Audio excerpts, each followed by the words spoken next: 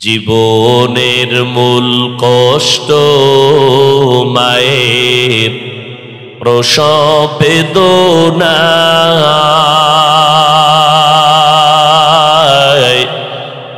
সাত আসমান সাত জমিন তখন মায়েরই মাথায়। আমার সুন্দর মুখ দেখে মায়ের,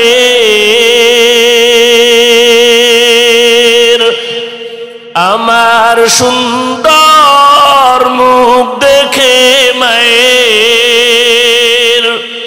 ব্যথা যায় দেহা হাসাইয়া।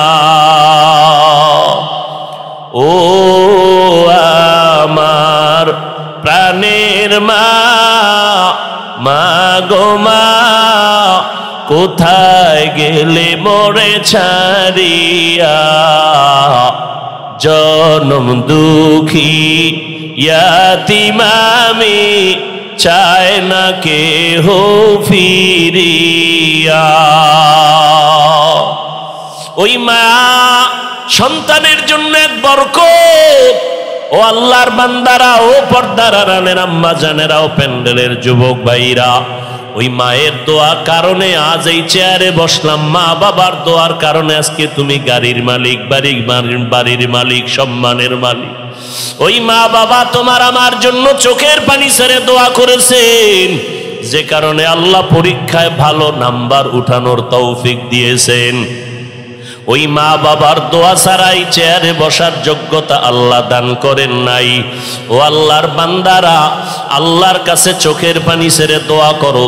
আল্লাহ পাক কপাল ভালো রাখবে তো মা বাবার দোয়া নিয়ে সামনের দিকে অগ্রসর হও।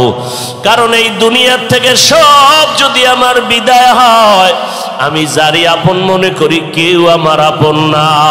ওই মা বাবার দোয়া নিয়ে যদি আমার আল্লাহকে আপন বানাইতে পারি, ও আল্লাহর বান্দারা, কয়দিনের দুনিয়াতে বাঁচবা? আজকে কত সন্তান মা হারা, বাবা হারা, অসহায়। আল্লাহর দরবারে ওই মা বাবার বেঁচে থাকলে দোয়া নাও, না থাকলে কবরের কিনারায় গিয়া দোয়া পড়ো, সূরা ফাতিহা পড়ে চোখের পানি ছেড়ে কাঁদো। আর আল্লাহকে বলো, আল্লাহ ওই মা বাবার দোয়া যেইভাবে পেয়েছি তুমি তাকে সেইভাবে দয়া করো রে মালিক। তকবীর মে কালেমা মে নামাজু মে আযা মে, तकबीर में कलमा में नमाजों में अज़ा में है नाम इलाही से मिला नाम मोहम्मद, है नाम इलाही से मिला नाम मोहम्मद। अल्लाह बोलें दुनियार मुमिनेरा তোমরা সাহায্য প্রার্থনা করো দুই জিনিসের মাধ্যমে, সবর এবং সালাত। সবর ও সালাতের মাধ্যমে তোমরা সাহায্য প্রার্থনা করবা কার কাছে? যার কাছে তিনটা দুর্বলতা নাই তার কাছে। এক নাম্বার, যার কোনো অভাব নাই। দ্বিতীয়, যার মধ্যে কোনো দুর্বলতা নাই, পেছনে টান নাই। তৃতীয় হলো যেই ব্যক্তির মধ্যে কোনো স্বার্থ নাই। দুনিয়াতে এমন একজন মানুষ খুঁজে পাওয়া যাবে না যার পেছনে টান নাই, অভাব নাই, স্বার্থ নাই। একজনই পাওয়া যাবে, তিনি কে? ইয়া আইয়ুহান নাস আনতুমুল ফুকারাউ ইলাল্লাহ ওয়াল্লাহু হুয়াল গনিয়্যুল হামিদ।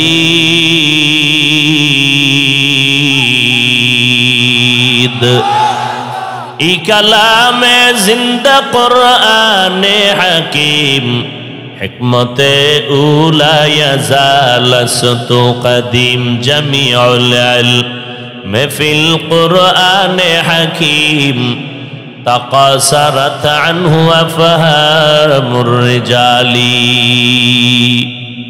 আল্লাহ বলেন, বান্দা সাহায্য প্রার্থনা করো জান্নাত পাওয়ার জন্য, তবে যার মধ্যে তিনটা দুর্বলতা নাই তার কাছেই চাও।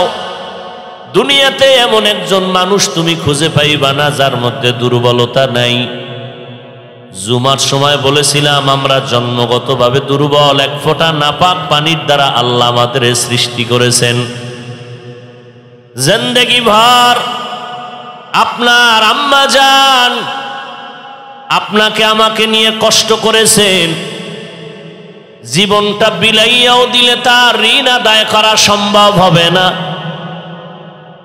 এই দুর্বল মা আমার মতো আবার দুর্বলের বোঝা নিয়ে জিন্দেগি কাটায় দিলেন। এই দুনিয়ার মধ্যে আমার আল্লাহ বলে বান্দা সাহায্য চাওয়ার জন্য দুইটা গুণ লাগবে, এক লাগবে ধৈর্য, দ্বিতীয় লাগবে নামাজ। ধৈর্য না থাকলে কামিয়াবির দরজা পাওয়া যাবে না। ধৈর্য বড় দামি একটা সম্পদ। আল্লাহর এক বান্দি,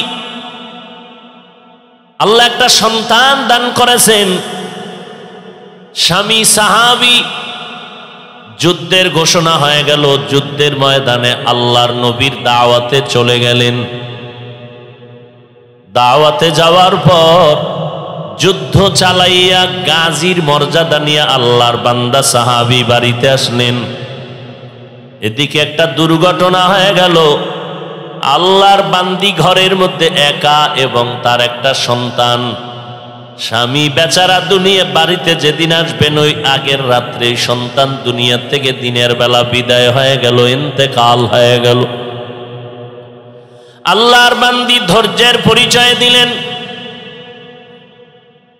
বাচ্চাটার ইন্তেকালে মা এতটা পাথর, ধৈর্যের পরিচয় দিয়া সন্তানটাকে একটা চাদর দিয়া ঘুম পাড়ায় রাখলেন। আল্লাহর নবীর সাহাবী যুদ্ধর ময়দান থেকে যখন বাড়িতে আসছেন রাতের বেলা, সালাম কালাম সব আনন্দময়, আওয়াজ সব ঠিক আছে, বুঝতেও দেয় না যে আমি একটা কষ্টের মধ্যে আছি। কারণ যারা আল্লাহর খাঁটি বান্দি তারা এই দুনিয়াতে একজন স্বামীর জন্য নেক আমলের গোডাউন, একটা জান্নাতের বাগানের পাহারাদার। আল্লাহর বান্দি ধৈর্যের পরিচয় চুপ, স্বামীকে বলে না। স্বামী বেচারা যুদ্ধ করে ঘরে আসলেন। সাহাবী জিজ্ঞাসা করলেন আমার সন্তান কই? বলে আরামে রেস্টে আছে, ঘুমায়। কিন্তু এরপরও বলে না সন্তান দুনিয়াতে বেঁচে নাই, কারণ যুদ্ধের ময়দান থেকে আসছি। এখনই যদি বলি সন্তানটা নাই, স্বামী আবার বেকার হয়ে যাবে, পেরেশানির মধ্যে পড়ে যাবে। আল্লাহর বান্দা খানা খায়া ঘুমায় গেলেন। সন্তান তো চাদরের নিচে ঘুমায়, তো ঘুমান্ত সন্তানকে কেউ ডাকতে চায় না, ডিস্টার্ব হবে। সাহাবী খানা খেয়ে আরামে ঘুমায় গেলেন। ফজরের নামাজ পড়লেন।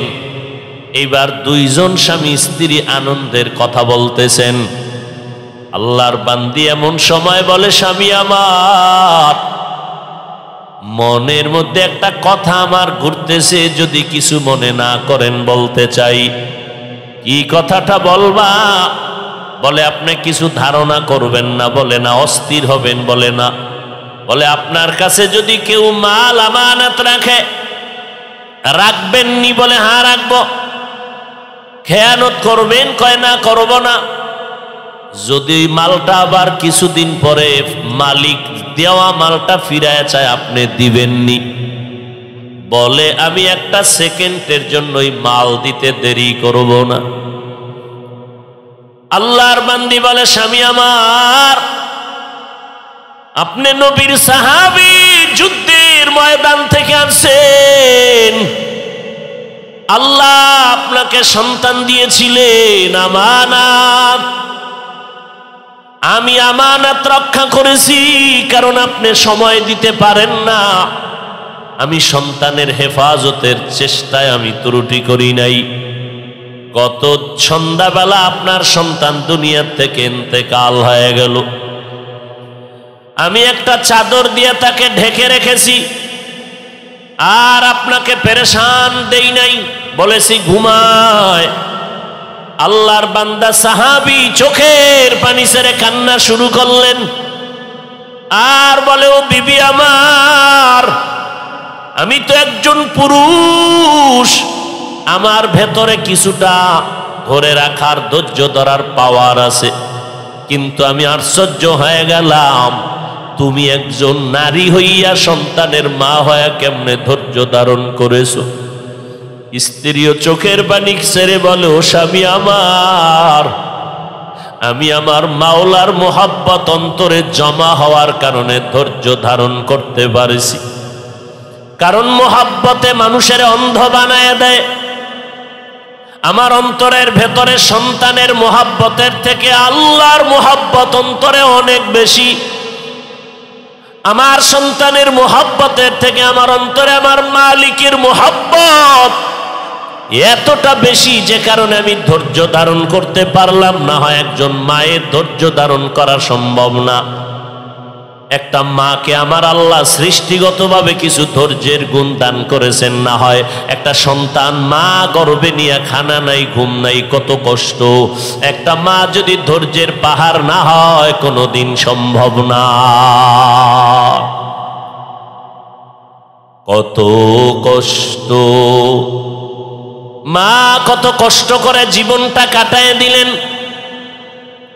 যেই কষ্ট, যে আমাকে দুনিয়াতে প্রসবকালে মা যেই কষ্ট করেছিলেন, 7 আসমানের বোঝা মাথায়, যেই আম্মাজানের কণ্ঠের আওয়াজ ঘরের কেউ শুনে না, কণ্ঠটাও ঢেকে রাখা আল্লাহর বিধান, কিন্তু আমাকে মা প্রসবকালে এমন অবস্থা হয়ে গেল, আমার আম্মাজানের চিৎকারে আশেপাশের মানুষ ঘরে ঘুমাইতে পারে নাই। আমার দাদি আর নানি বসিয়া সান্ত্বনা দেয়। আমার মা কান্না করে বলে, স্বামী আমার, ও শাশুড়ি চলে যাও। মা তুমি চলে যাও, আমার স্বামীর একান্তে আমার কাছে একটু দাও।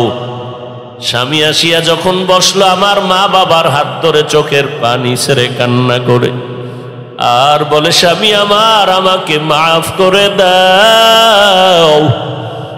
আমি তোমার ঘরে আসিয়া মন ভরিয়া খেদমত করতে পারি না, দয়া করে মাফ করে দাও।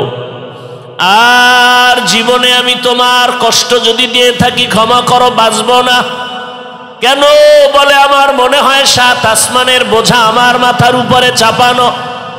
এই প্রসব বেদনায় কত নারী দুনিয়াতে নাই। ওই প্রসব বেদনায় মা যেই পরিমাণ কষ্ট করেছিলেন, জীবনটা যদি দিয়া মায়ের পায়ের নিচে দিয়া দেই, মায়ের ঋণ আদায় করা সম্ভব হবে না।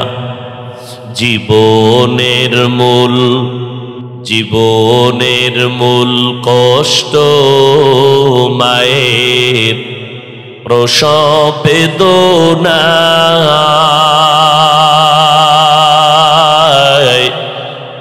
7 আসমান 7 জমিন তখন মায়েরই মাথায়। আমার সুন্দর মুখ দেখে মায়ের,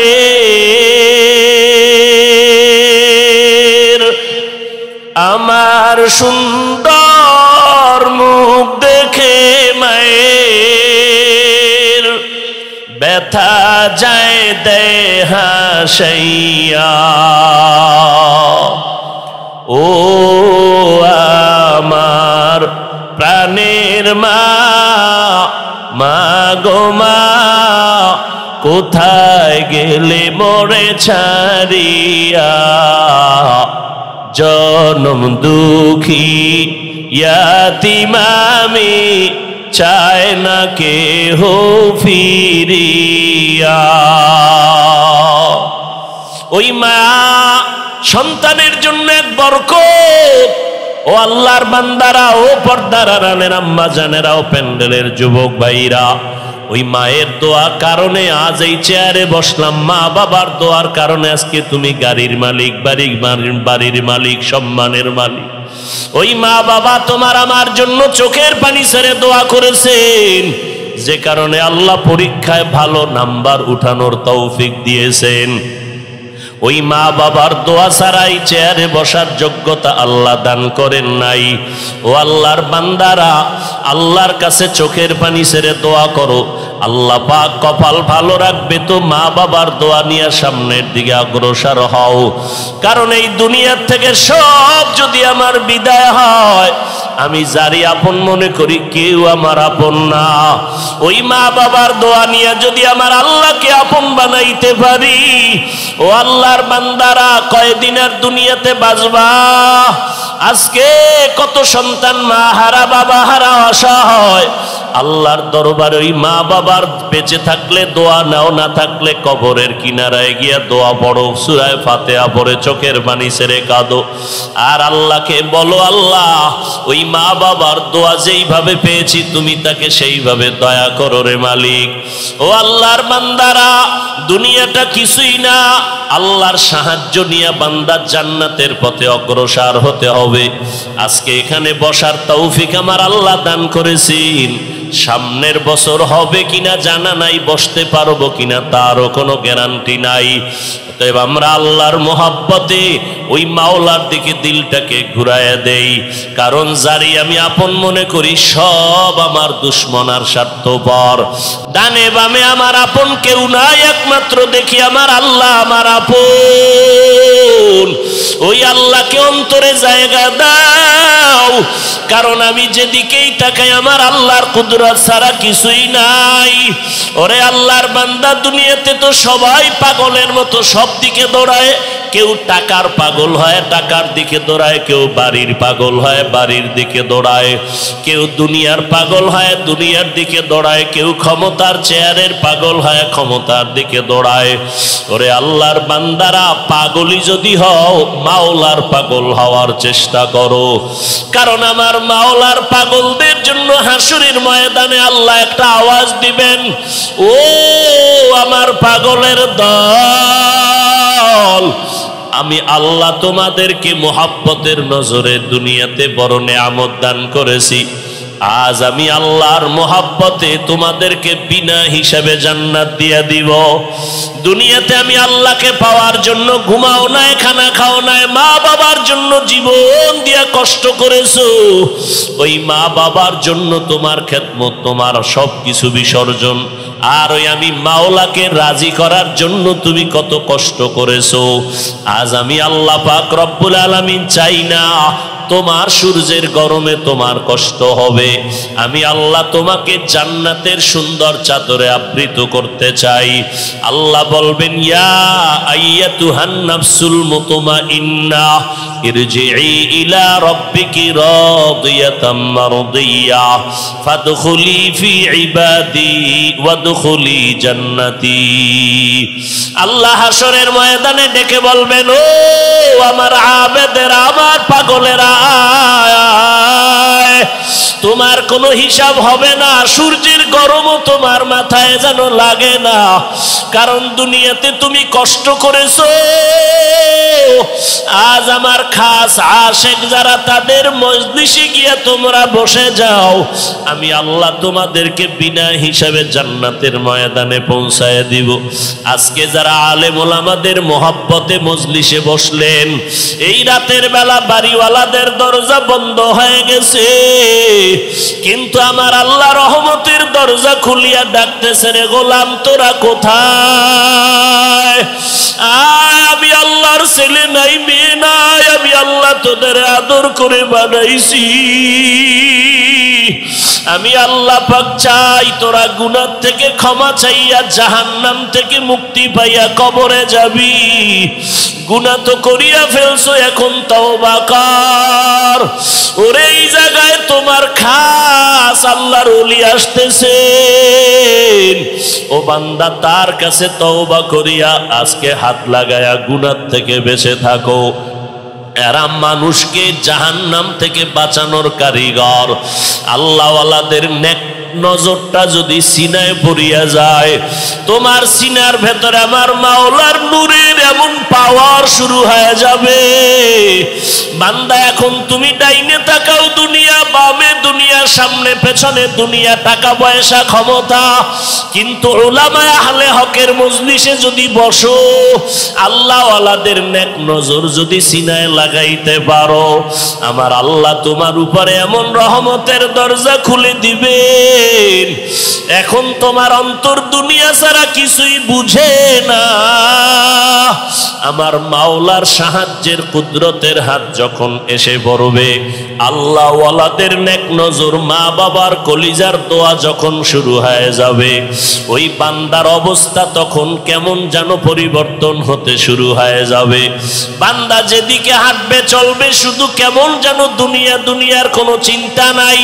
ওই বান্দা খানা খাইতে গিয়াও যেন কি খুঁজতেছে, ঘুমাইতে গিয়াও যেন কি তালাশ করে। ওই বান্দা যেদিকেই তাকায় যেন এক ধ্যানে কি তালাশ করে। ওই বান্দা কিছুই তালাশ করে না, তালাশ করে আমার আল্লাহ। আমার আল্লাহর কুদরত দেখে আর আমার আল্লাহর মোহব্বত গন্তরে জমা করে বাড়তেই থাকে, বাড়তেই থাকে। এক পর্যায়ে বান্দা ঘুমের মধ্যেও তার কলব জারি হয়ে যায়। ওই বান্দার জিহ্বা কখনো ঘুমায় না, তার শরীর ঘুমায় গেল, জিহ্বার ঘুম নাই। অনেক আল্লাহর বান্দারা জিকির করতে করতে করতে করতে দেখা যায় ঘুমের মধ্যেও জবানে শুরু হয় মাওলার জিকির। এই অবস্থা তৈরি হওয়ার জন্য আল্লাহ ওয়ালাদের মজলিসে বসা। এজন্যই তো বা দুনিয়ার কোনো কামাই রুজির জন্য না, আমরা আল্লাহর মোহাব্বত নিয়ে বসতে চাই।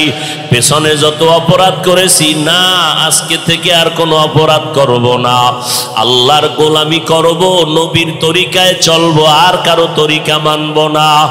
আর এই জমিনে কাটি আল্লাহ ওয়ালার মোহাব্বত নিয়ে চলবো। যাদের বয়ান শুনলে দিলটা নরম হয়, চোখে পানি আসে, যাদের কথা শুনলে গুনাহ ছাড়তে মনে চায়, এমন আল্লাহ ওয়ালাদের নেক নজর ছাড়া কোথাও যাব না।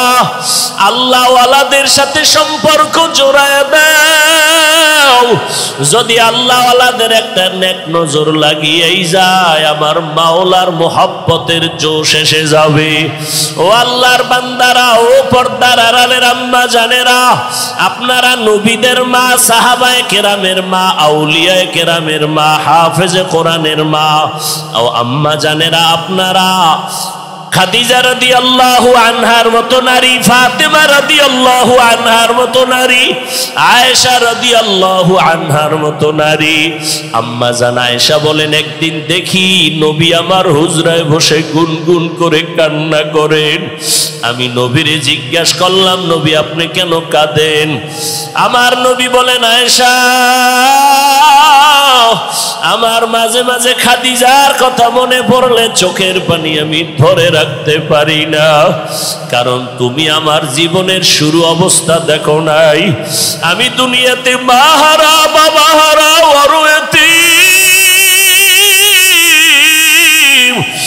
আমার আপনজনেরা পথে পথে দুশ্মনী করত, আমার রাস্তায় কাটা দিত, আমার আপন কেউ নাই। ওই সময় আরবের ধনী নারী খাদিজা আমাকে বিবাহের প্রস্তাব দিল। আল্লাহর মোহাব্বত নিয়ে বিবাহের বন্ধন। আমার বয়স 25, খাদিজার বয়স 40। বিবাহের বন্ধনে আসার পর ওই খাদিজা আমার জন্য সব কিছু উৎসর্গ করে দিল। আমারে আমার বংশের লোকেরা শিয়াবে আবু তালিবের ভিতরে 3 বছরের কিনারায় গৃহবন্দী করে রাখলো। আমি মুহাম্মদের রাস্তা বন্ধ, পানি দেয় না, খানা দেয় না। আমি গাছের পাতাগুলো চাবাইয়া চাবাইয়া ক্ষুধা নিবারণ করতাম।